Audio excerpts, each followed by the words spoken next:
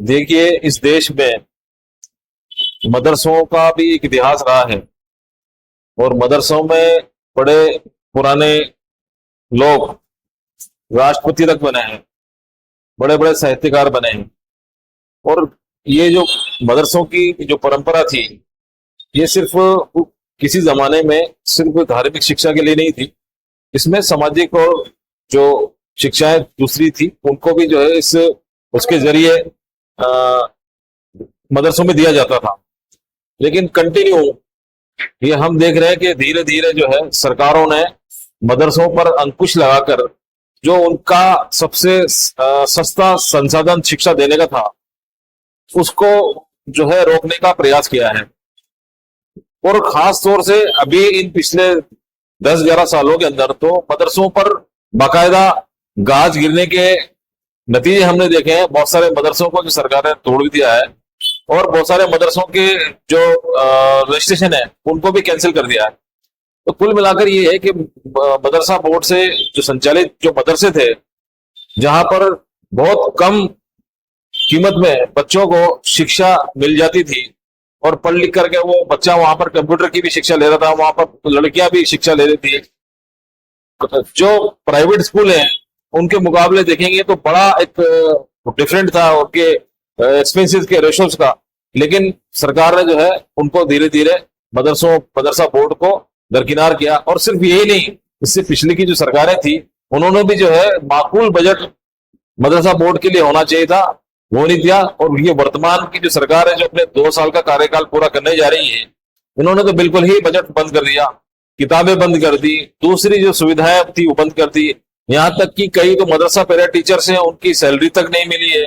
तो इस तरह अगर देखा जाए तो ये मदरसा स्कूल्स के नाम पर जो है एक तरह से लोगों को जो आसानी से शिक्षा मिल रही थी उस शिक्षा से उनको वंचित करने का प्रयास किया जा रहा है।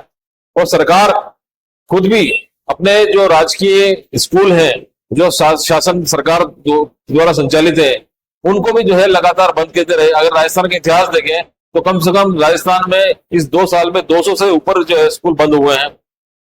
हमारे शिक्षा मंत्री मदन दिलावर जी हैं, उनका ध्यान शिक्षा नीति पे कम है, और वो जो सांप्रदायिक बातों पे दूसरी चीजों के ऊपर, भड़काऊ चीजों के ऊपर जो है वो ज्यादा ध्यान देते हैं। अभी रिसेंटली अगर हम बात करें, झालावाड़ के मनोर थाना गांव के पास में जो स्कूल में 7 बच्चे शहीद हुए हैं, मैं तो शहीद ही मानता हूँ, मासूम बच्चे थे, गलती सरकार की है। तो ऐसे कई प्रदेश में स्कूल है जहां उसके बाद की लगातार घटना आ रही है।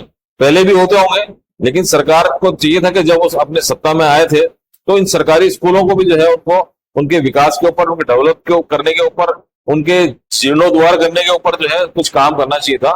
लेकिन सरकार पूरी तरह से जो है इस सरकारी स्कूलों को पीछे करती जा रही है और प्राइवेट स्कूलों को जो है बढ़ावा दे रही है। आप प्राइवेट स्कूलों की जो फीसें अगर आप देखें तो एक आम आदमी भी जो है उस फीसों को अफोर्ड नहीं कर सकता। तो इस तरह से ये सरकार जो है पूरी शिक्षा नीति को लेकर के हमारी नजर में पूरी तरह फेल है। क्योंकि सिर्फ हम मदरसा से चलने वाले जो मदरसा बोर्ड के स्कूल हैं उनकी बात नहीं करें, हम लोग सरकारी स्कूलों की बात करें तो वहां पर भी कई अनियमितताएं पाई जाएंगी।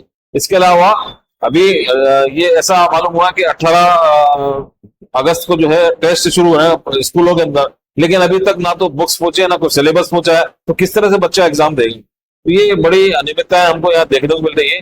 सरकार को चाहिए कि वो अपनी शिक्षा नीति के ऊपर गौर करे। और ये जो परेशानियां हैं, क्योंकि प्राइवेट स्कूलों के अंदर तो मनमाना फीस और बहुत सारी चीजें, जो अभी आर्थिक मंदी का जो दौर है इसके अंदर बच्चे के जो अभिभावक है वो उस खर्चे को उठा नहीं सकते। हमारे देश के प्रधानमंत्री और बड़े बड़े लोग जो हैं वो सरकारी स्कूलों के अंदर भी पढ़ करके जो है आज इतने बड़े ऊंचे स्थान पर पहुंचे हैं।